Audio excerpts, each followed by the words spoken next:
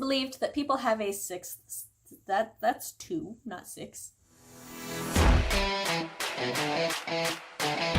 Hey yo, welcome back to my channel where I talk about writer things, parent things, and writer-parent things. This week we're talking about writing with the senses, because some people forget that we have more than 2. Please remember, folks, that these videos are made based on my personal knowledge, additional research, and personal experiences. So take what you can, leave what you can't. If you like this video, if you enjoy my entertainment, then please give it a thumbs up. Maybe subscribe to the channel and ring-a-ding that bell. You can also keep up to date with all things Sam by signing up to my newsletter down below at samanthaalnasset.com. There are 5 accepted senses. I'll get into why I say accepted senses later on. Now, each of these senses do vary in strength person to person. For example, my husband and I both have prescription glasses. However, my prescription is much stronger. Although, I do have better spatial recognition than him, i.e., I don't normally have to pre-measure spaces when I go to buy furniture because I am really good at eyeballing it. A quick rundown of the 5 senses. Number 1, sight. It's the one using our eyeballs. It tells our brains what things look like and where they are in relation to each other. Our second sense is our sense of smell, which we primarily use our nose for. Although, fun fact, we do have scent glands on our tongues as well. Now, another interesting thing about this sense is that we can actually become scent blind to our environment. This is a survival thing so that if something intrudes or invades, we'll be able to pick up on the foreign scent.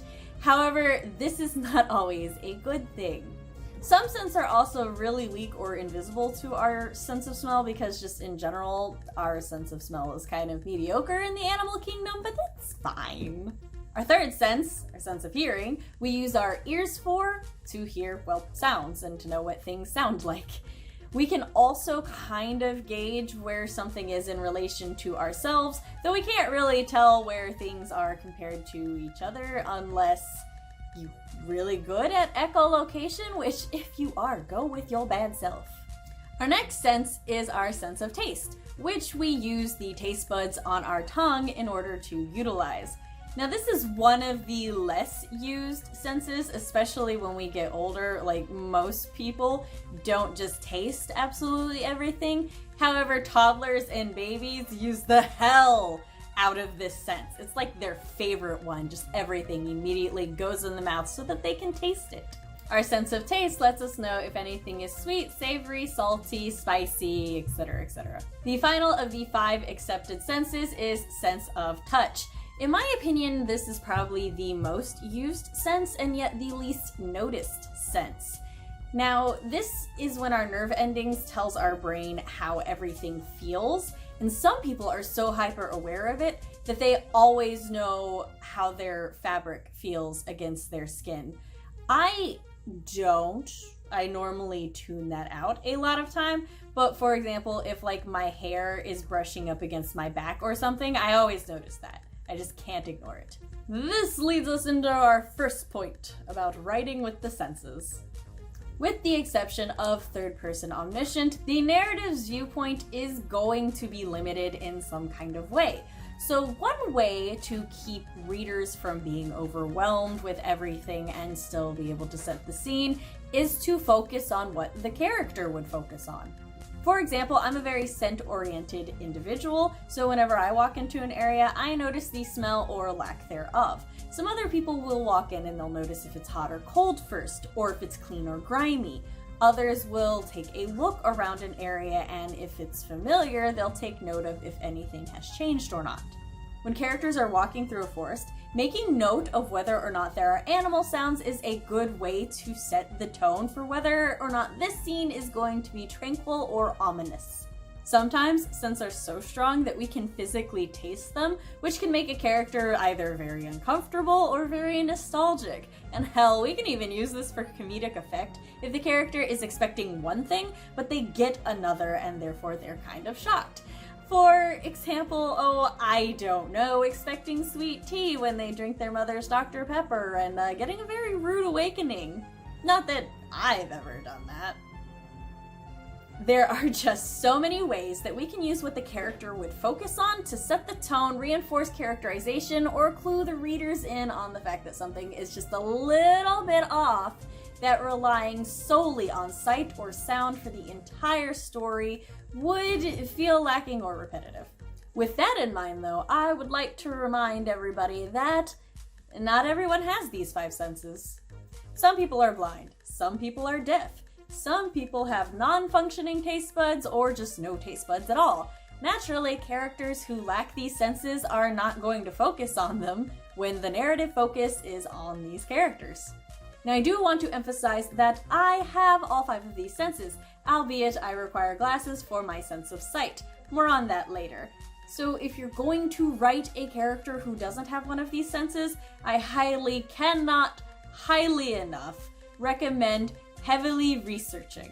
One of the ways to do this research is to read stories featuring characters with the disability that you want to write, and then seeing how that community feels about how that character was written. For example, seeing how the blind community feels about how Marvel's Daredevil is written, or how Avatar: The Last Airbender's Toph is written. Also checking if that community is even okay with people who don't have that disability writing POV characters who have it. And hiring a sensitivity reader. Always hire a sensitivity reader. Another thing to keep in mind is it's not always just has or doesn't have this sense. For example, I have glasses because my eyesight is deteriorating, albeit at a very slow rate, but still, without these, the world is a fuzzy place and I can't even see myself on the camera in front of me.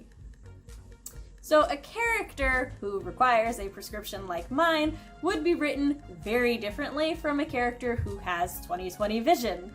Which also leads me into a small hot button issue that I have seen. Not so much a point on writing with the senses, but more a forewarning for anybody who wants to write somebody that lacks a sense. While it can be true that lacking one sense leads to somebody being more in tune with their other senses, this isn't the same as saying that somebody's other senses got stronger, let alone to a supernatural level. Sometimes senses just become honed.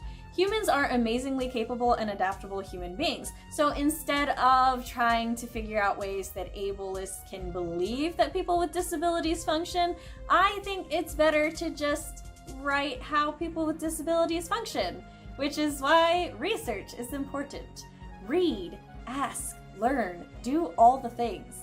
But also, don't just randomly ask people with disabilities things. Go to places where the asking is appropriate. Even if you're like writing a blind werewolf or a deaf elf, where it's kind of assumed that they would have supernatural senses, I would still check with the communities on whether or not they are okay with that. Lived experience will always trump educated experience, in my opinion. Now that I've heavily emphasized, not giving somebody supernatural senses in order to make up for a sense that they don't have, let's talk supernatural senses. It is believed that people have a sixth sense. Now, whether one looks at this as a scientifically evolved sense that protects us from danger, or a spiritual/magical sense that warns us against the unknown, giving this sense to a character can be really fun. Perhaps this character walks into a room and suddenly they're hit with a wave of nausea. The room looks pleasant. There's even a nice rose scent in the air. However, there is a looming dread, a heavy, almost crushing weight on their chest. This can almost be described as a gut feeling, intuition, etc., however you want to label it. Either way, it is a sixth sense that lets the character sense things that the other 5 don't. There's also the option of magical senses that lets character feel magic things, or maybe they have a psychic link to somebody so that they can always feel where they are or how they're doing. There's a lot of fun that can be had with supernatural or magical senses. But alright everyone, that's all I got for you this week. Do you utilize all 5 senses when you write? Do you use extra senses? Do you like writing characters without one of the senses? Let me know in the comments down below. To stay up to date on all things Sam, you can sign up to my newsletter at my website down below. It is samanthaalnasset.com. I also have social media that you can follow me on at Twitter, Instagram, Tumblr, Facebook, and now TikTok at Samantha L. Nasset. I host live streams on Mondays at 7 p.m. Central Standard Time, and I post videos like this, hopefully on Wednesdays, this week on a Friday. It is what it is. If you liked this video, please give it a thumbs up, maybe subscribe to the channel, ring-a-ding that bell, and I hope to see you soon. Sam out!